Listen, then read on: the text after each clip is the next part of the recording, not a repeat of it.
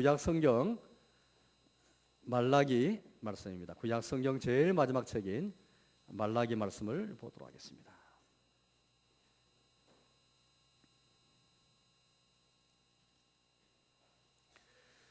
구약성경 말라기 3장 16절에서 말씀을 보겠습니다. 구약성경 1331쪽쯤이 되겠습니다. 구약성경 1331쪽 말라기 3장 16절에서 4장 6절까지 제가 읽겠습니다. 그때에 여호와를 경외하는 자들이 피차에 말하며 여호와께서 그것을 분명히 들으시고 여호와를 경외하는 자와 그 이름을 존중히 여기는 자를 위하여 여호와 앞에 있는 기념책에 기록하시느니라. 만군의 여호와가 이르노라. 나는 내가 정한 날에 그들을 나의 특별한 소유로 삼을 것이요 또 사람이 자기를 섬기는 아들을 아낌같이 내가 그들을 아끼리니 그때 너희가 돌아와서 의인과 악인을 분별하고 하나님을 섬기는 자와 섬기지 않는 자를 분별하리라. 만군의 여호와가 이르노라. 보라, 영광로 불같은 날에 이르리니 교만한 자와 악을 행하는 자는 다 지푸라기 같을 것이라. 그 이르는 날에 그들을 살라 그 뿌리와 가지를 남기지 아니할 것이로되 내 이름을 경외하는 너희에게는 공의로운 해가 떠올라서 치료하는 광선을 비추리니 너희가 나가서 외양간에서 나온 송아지같이 뛰리라. 또 너희가 악인을 밟을 것이니 그들이 내가 정한 날에 너희 발바닥 밑에 재와 같으리라. 만군의 여호와의 말이니라. 너희는 내가 호렙에서 온 이스라엘을 위하여 내 종 모세에게 명령한 법, 그 율례와 법도를 기억하라. 보라, 여호와의 크고 두려운 날에 이르기 전에 내가 선지자 엘리야를 너희에게 보내리니 그가 아버지의 마음을 자녀에게로 돌이키게 하고 자녀들의 마음을 그들의 아버지에게로 돌이키게 하리라. 돌이키지 아니하면 두렵건대 내가 와서 저주로 그 땅을 칠까 하노라 하시니라. 아멘. 지금 저희들은 참 비상시국을 그렇게 맞이하고 있습니다. 온 국민들이 허탈해하고 충격을 많이 받고 또 막연자실한 그런 마음을 가지기도 하고 또 분노하기도 하고 또 어떤 분들은 일을 그렇게 손에서 다 그렇게 놓아버리는 그런 분들 많이 계십니다. 밤잠을 이루지 못하고 또 새로운 그런 새롭게 드러나는 소식을 들을 때마다 가슴이 두근두근거리는 정말 사실인지 꿈인지 이게 뭐 그냥 이 허상인지 이게 애매모호할 만큼 그만큼 믿기 어려운 일들이 우리 가운데 많이 일어난 것 같습니다. 어떤 분들은 피관에 빠지기도 하고 회의에 빠지기도 해요. 더 이상 우리 사회에 우리나라에 희망이 없다. 그렇게 그만큼 절망에 빠졌으니까요. 성실하게 살아가는 하루하루 그냥 생계를 이어가면서 성실히 살아가는 국민들에게 큰 상처를 준 것 같습니다. 또 우리는 어떻습니까? 신자들 어떻습니까? 우리 신자 역시 분노하기도 하고 상처를 받기도 하고 또 비관에 빠지기도 하고 정말 하나님이 계신가? 정의 하나님이 계신가? 이런 사회에서 우리 성도 어떻게 해야 되겠는가? 우리도 그렇게 촛불시위에 나가야 될 일인지 기도만 해야 할 일인지 우리도 대통령의 퇴진을 그렇게 외쳐야 할 일인지 여러 가지로 복잡한 그런 생각이 우리 마음에 사실 많이 들기도 하는 것입니다.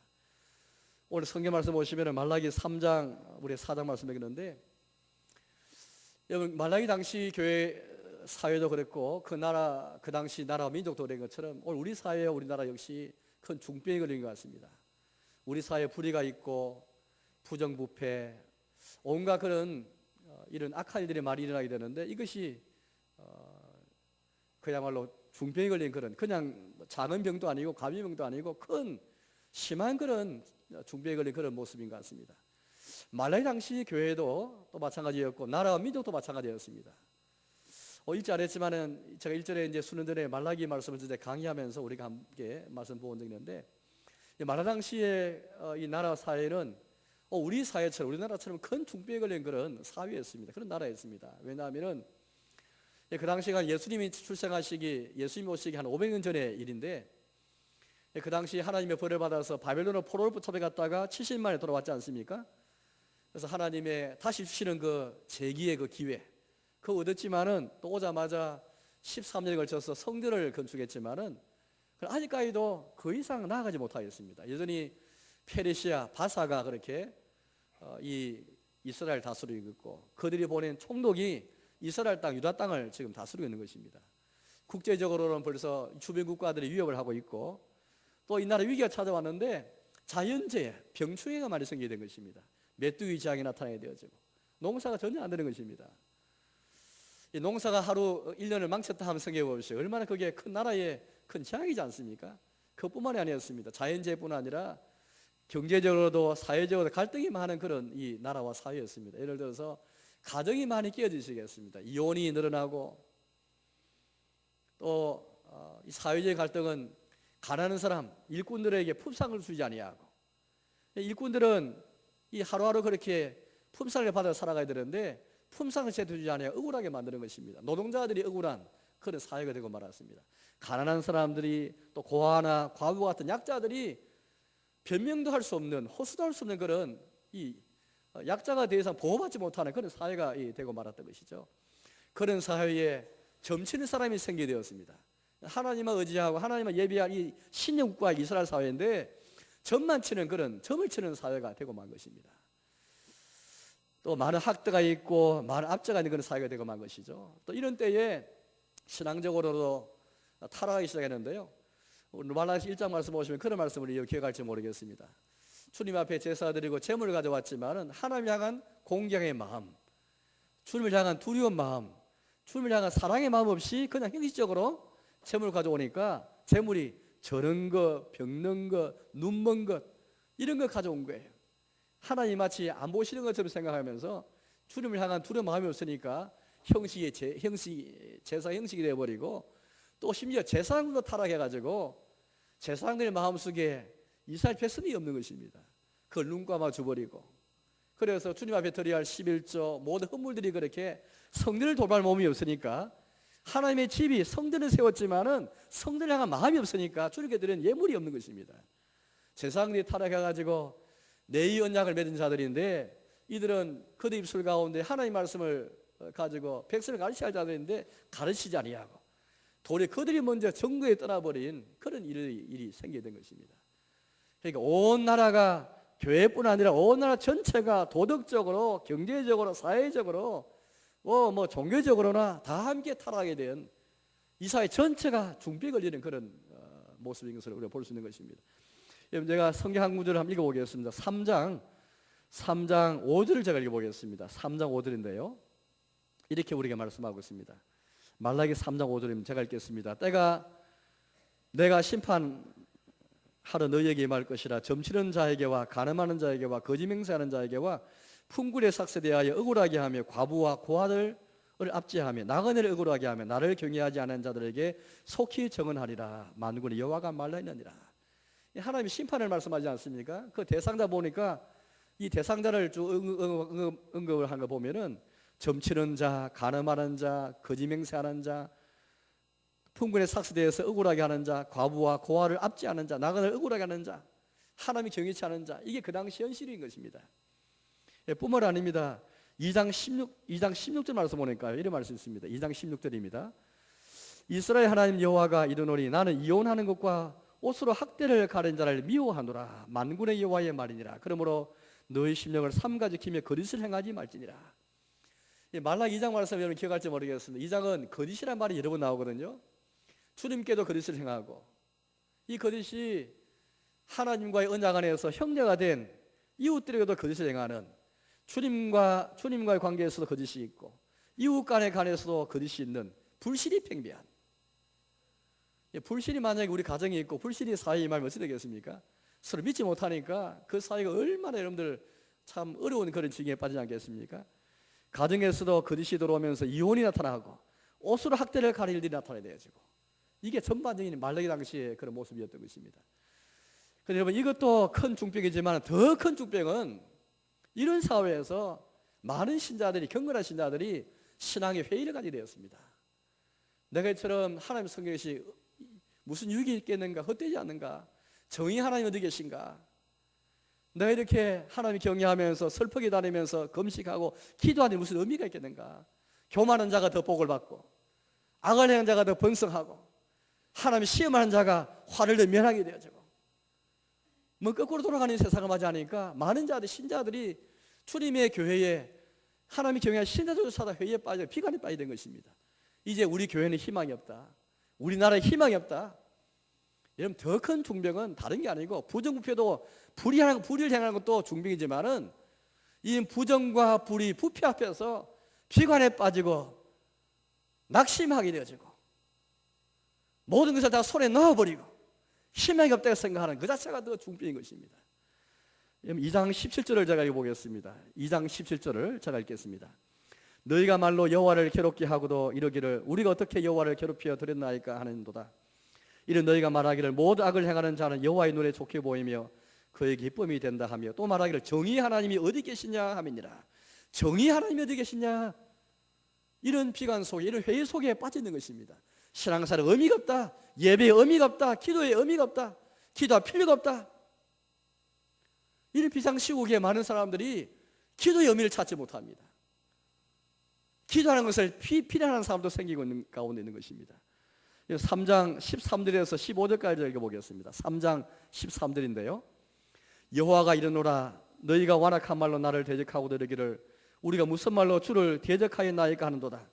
이런 너희가 말하기를 하나님의 성기는 것이 헛되니 만군의 여호와 앞에서 그 명령을 지키며 슬프게 행하는 것이 무엇이 유익하리요. 지금 우리는 교만한 자가 복되다 하며 악을 행하는 자가 번성하며 하나님을 시험하는 자가 화를 면한다 하노라 함이라. 말라기 당시에 이 신자들처럼 우리도 혹시 이런 비관 속에 세상 사람은 그 이상을 볼 수 없습니다.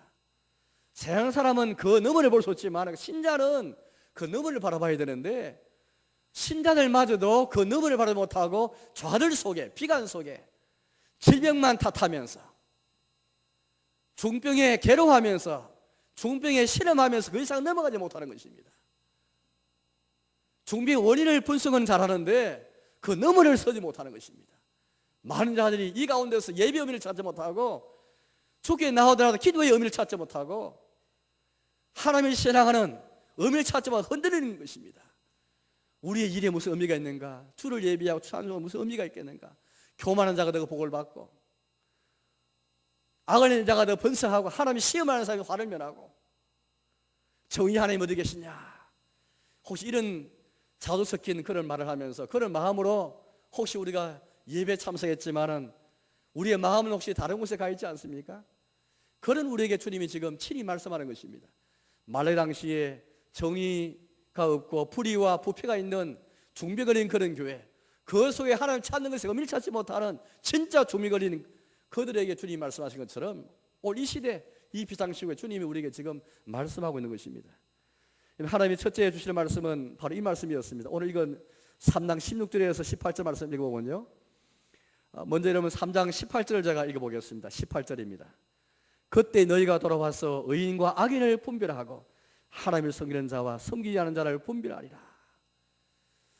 지금 말라기 당시의 신자도 그렇고 지금 우리도 그런 것처럼 악인과 의인이 어떻게 구별되는가? 누가 악인인지 누가 의인인지, 교만한 자가 복을 받고 악을 행하는 사람이 번성하니까 모든 신앙의 가치관이 도취되어 버렸으니까 역으로 그렇게 지금 가는 것처럼 보이니까 누가 의인인지 누가 악인인지 분별이 안 되는 그런 삶 속에 있는 것이죠. 그런데 하나님께서 우리에게 말씀하시기를 제일 먼저 우리에게 주시는 말씀은 첫째 말씀 이 말씀인 것입니다.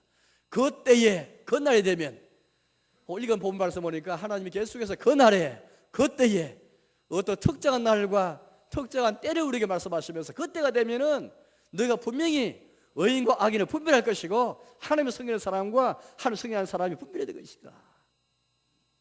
지금 우리의 눈에는 교만한 자가 더 복을 받는 것처럼 보일지라도 하나님을 섬기는 사람의 의인이 더 고난을 받는 것을 보인다 할지라도 그날 되면 의인과 악인이 분명히 구별될 것이다. 하나님을 섬기는 사람과 섬기지 않는 사람이 분별될 것이다.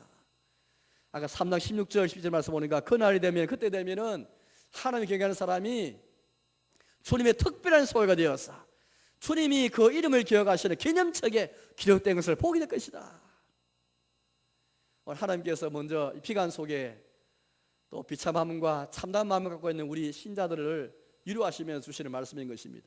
오늘 이 비상시국에 우리가 먼저 붙잡을 말씀 이 말씀입니다. 주님의 때가 되면, 하나님의 시간이 되면, 주님의 날이 되면 분명히 의인과 악인의 구분이 되는 최종의 심판을 믿는, 우리가 정말 하나님의 심판을 믿고 있습니까?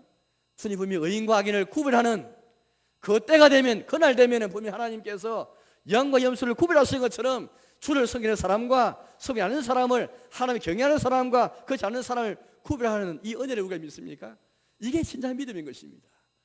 이 믿음 붙잡아야 되는 것이죠. 두 번째, 하나님께서 우리에게 무슨 약속 주십니까? 4장 2절을 제가 읽어보겠습니다. 4장 2절입니다.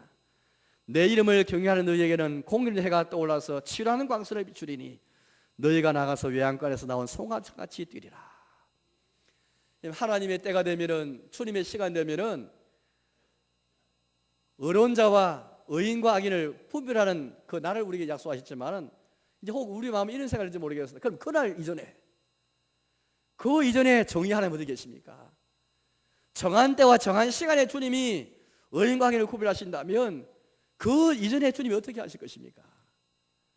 오늘 하나님께서 우리에게 약속하시면서 우리에게 치료를 그렇게 약속하고 계십니다. 오늘 치료는 말이 나오는 게, 여러분들 육신의 질병을 치료하는 이 치료만 생각하시는데, 주님이 치료를 말씀하실 때는 이 치료라는 말은 구원이라는 말이고 회복이라는 말인데, 주님이 말씀한 치료라는 것은 광범위합니다. 굉장히 포괄적입니다. 육신의 질병뿐 아니라 우리가 지금 경험하는 것처럼 지진이 문제가 아니잖아요. 태풍이 문제가 아니었습니다. 경제적인 손해도 우리 막강하지만, 그러나 그것도 경제적 문제도 문제가 아니었습니다. 북한의 핵실험이 문제가 아닙니다. 나라의 정신의 터가 무너지고 있지 않습니까? 더 심각한 것은 이런 무너지고 있는 때에 많은 국민들이 피관에 빠져있고 비탄에 빠져있고 희망을 찾지 못하는 것, 뭐나 손에 놓아버리는 것, 신자조차도 기도의 의미, 신앙의 의미, 예배를 찾지 못하는, 기도인조차 더 이상 넘어가지 못하는, 오늘 주님이 분명히 우리에게 주님의 때와 시간을 말씀하시지만 이 때와 날을 바라지 못하는, 우리는 신자로 구원받았기 때문에 많은 국민들이 그 이상의 미래를 바라지 못한 날짜라 우리는 미래를 바라오면서 불신자와 더 멀리 바라오는 사람이 신자인 것입니다. 주님의 때 분명히 정의의 심판이 있을, 악인과 의인이 가려지는 그 날, 그때를 믿는 것이 우리 신자인 것입니다. 더 나아가서 오늘 4장 2절 말씀처럼 주님이 치료를 말씀하고 계시는데, 이 치료는 육신 질병뿐 아니라 영혼의 질병, 내 마음의 질병, 우리 가정의 질병, 사회와 나라와 국가의 질병을 다 포함하는 것입니다. 만약에 4장 전체 말씀 본 것처럼 지금 우리는 이 질병의 종류를 많이 보았지 않습니까? 그 모든 질병 속에서 하나님께서 치료를 말씀하는 것입니다. 우리 이번에 드러난 우리 사회 질병을 중병을 한번 제가 연결해 볼까요? 가장 큰 것은 공과 사를 구분하지 못하는, 우리 삶이 일상화되어 있지만 다반사이지만, 그러나 설마 국가의 지도자마저도 개인적인 인연과 끈 때문에 국가의 일을 맡겨버린, 국가의 책임을 다하지 못하고 사적인 관계 때문에 공직을 맡겨버린, 이것은 여러분 국가의 대통령만의 문제가 아니라 우리 일상생활에서 이 다반사를 볼 수 있는 것이 아니겠습니까?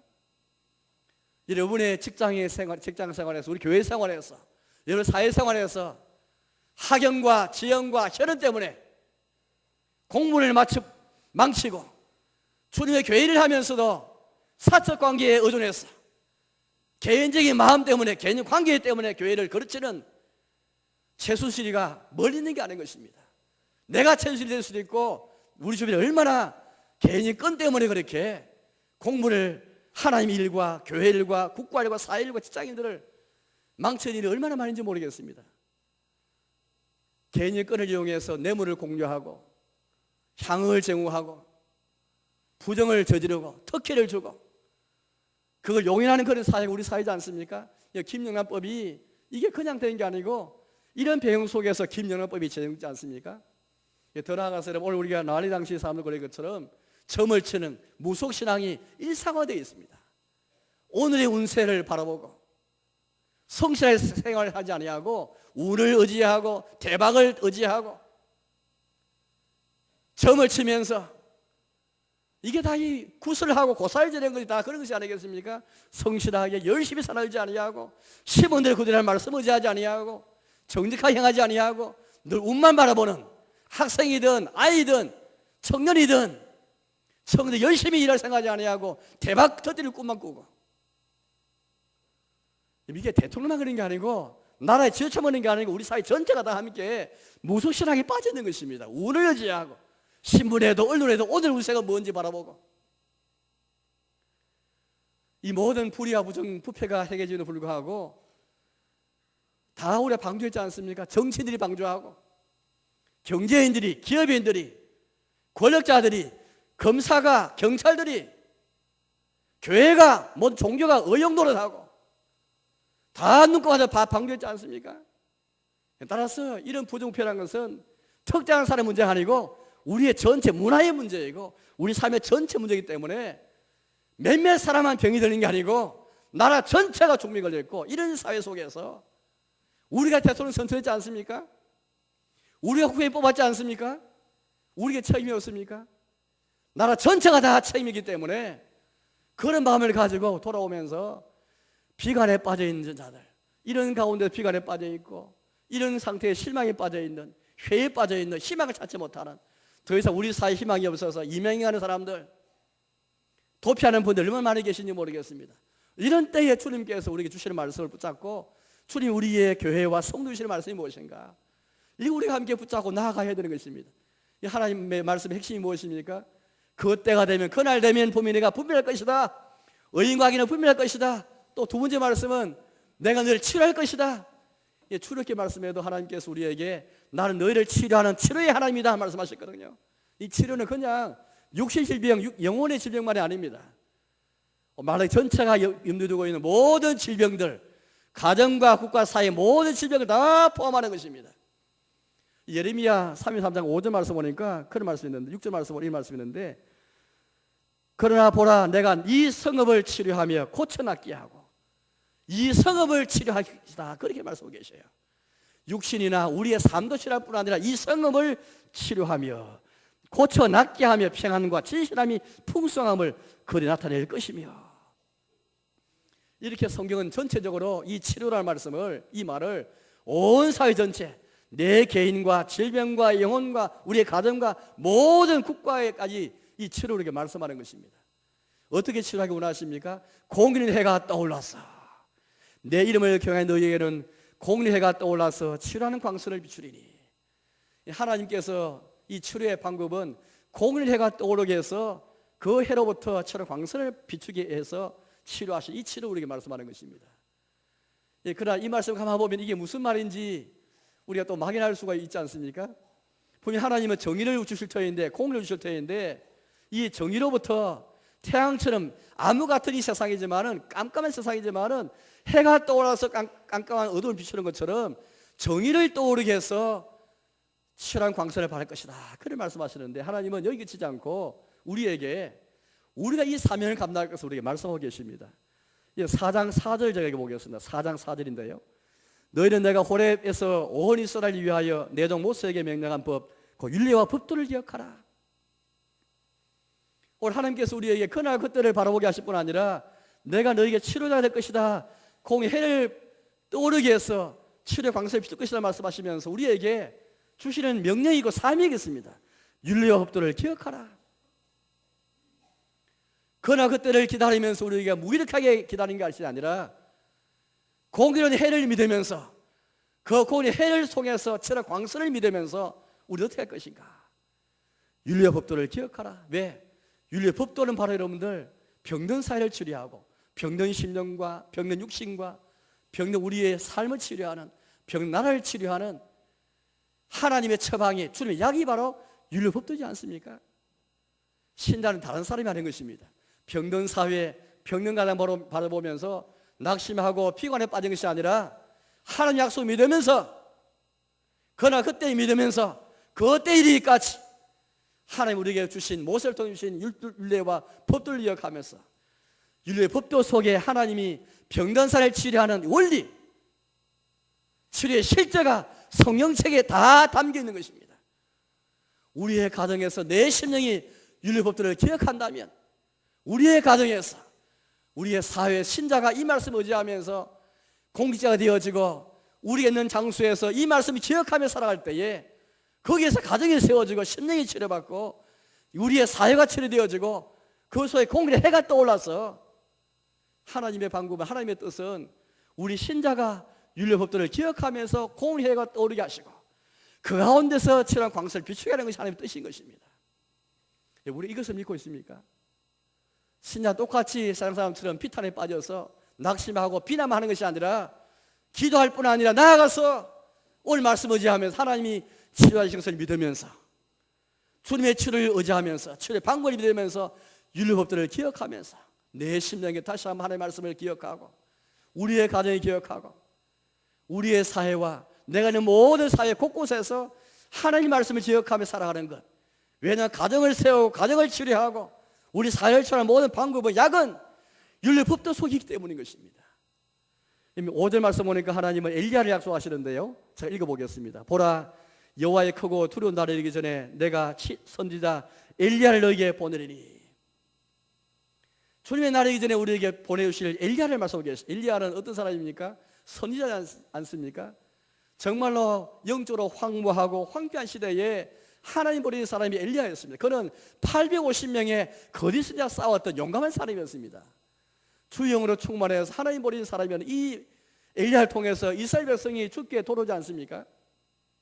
오늘 하나님께서 우리에게 약속하실 때에 윤리법도와 이 기록된 성경을 약속하실 뿐 아니라 선포되는 말씀, 하나님 말이 선포된 것을 약속하고 계시는 것입니다. 수많은 엘리야가 나타나서 하나님 말이 선포될 때에 그 선포된 말씀을 통해서 치료가 이루어지고 공의 해가 떠오르는 치료와 광선이 비춰지는 이 은혜를 우리에게 약속하고 계시는 것입니다. 약속 말씀 붙잡는 사람이 신자이고 이 약속 말씀 붙잡고 이 말씀을 의지해 나아가면서 우리의 삶 속에 치료 역사가 나타나고 공의 해가 떠오르는 역사가 나타나는 이것을 기대하며 나가는 사람이 신자인 것입니다. 이게 삶인 것이죠. 무엇보다 우리 주님께서는 예수님 안에서 이 약속이 실제가 되게 하시고 현재가 되게 해주셨습니다. 이 우리 예수님이 누가복음 1장 말씀 보니까 오늘 주님이 약속하신 공의는 해가 떠올라서 치료한 광선을 약속하시는데 예수님이 이 땅에 오신 것을 가리켜서 누가복음은 이렇게 우리에게 말씀하였습니다. 이로써 돋는 해가 위로부터 우리에게 임하여 어둠과 죽음의 거리에 앉은 자에게 그렇게 비춰지고 또 우리를 평화의 길로 인도하시리로다. 그렇게 우리 말씀하신 것입니다. 죽음과 어둠의 거리에 앉아있는 자들, 희망이 없고 깜깜밖에 없는 우리들에게 우리 예수님께서 공의 해처럼 돋는 해처럼 위로부터 우리에게 임하여서 우리 빛을 다 비춰주시고 우리의 길을 평화의 길을 인도하시는 그 주님의 약속이 예수님 안에 실제 되어지고 현재 되었다. 그 약속을 해주시는 것입니다. 이것을 여러분 예수님을 통해서 우리가 재용서 받고 영혼의 치료를 받고 우리 마음의 치료를 받고 예수님 믿는 자에게 우리 예수님을 의지하는 자, 예수님을 부르는 자에게 심령의 치료를 받고 재용서를 받고 우리의 삶의 치료를 받고 우리의 삶의 구원을 받고 회복되어질 뿐 아니라 이제 예수님과 예수의 복음을 의지하는 성도를 통해서 가정이 회복되어지고 우리 사회가 회복된 것을 약속하고 계시는 것입니다. 4장 마지막 6절 말씀 보니까 이렇게 우리에게 말씀하십니다. 그가 아버지의 마음을 자녀에게로 돌이키게 하고 자녀들의 마음을 그들의 아버지에게로 돌이키게 하리라. 돌이키지 아니하면 두렵건대 내가 와서 저주로 그 땅을 칠까 하노라 하시니라. 하나님께서 윤리를 기억하라, 법도 기억하라, 엘리야를 볼 것이다 말씀하시면서 엘리야 사역을 말씀하시고 엘리야가 와서 어떤 사역을 하는가 이렇게 우리에게 말씀하십니다. 그가 와서 아버지의 마음을 자녀에게 돌이키고 자녀의 마음을 아버지에게 돌이켜서 돌이키기 역사 있게 해주시고 이 돌이키지 아니하면 내가 저주로 이 땅을 칠까 하노라 그렇게 말씀하고 계십니다. 이 말씀 무슨 말씀일까요? 사회의 중병 보면서 우리의 가정과 온 날 중병 보면서 피관에 빠져 있고 회의에 빠진 우리들을 주님께서 이 약속의 말씀 위로하실 뿐 아니라 우리 사명 주시면서 주시는 말씀이 바로 이 말씀인데 가정의 회복, 우리 이 치료의 시작은 하나님께서 약속하신 병든 사회, 병든 나라의 치료의 시작은 다른 곳이 아니라 청와대가 아니라 우리의 가정이다. 그렇게 말씀하고 계십니다. 아버지의 마음을 자녀에게 돌이키고 자녀의 마음을 아버지에게 돌이키는 여러분 우리 시대를 한번 생겨보시오. 얼마나 세대 간의 갈등이 많고 세대 간의 갈등만큼 그 더 큰 중병이 없는 것입니다. 아버지와 아들의 세대 다 갈라져 있는 것입니다. 그건 어린 자녀만 있는 것이 아니라 어린 자녀만 해당하는 것이 아니라 나에게 들어서도 자녀들이 부모를 생각하지 아니하고 부모가 자녀를 생각하지 않는 것입니다. 어떤 문제보다 이 세대의 갈등만큼 세대의 강음만큼 더 큰 죄가 없는 것입니다.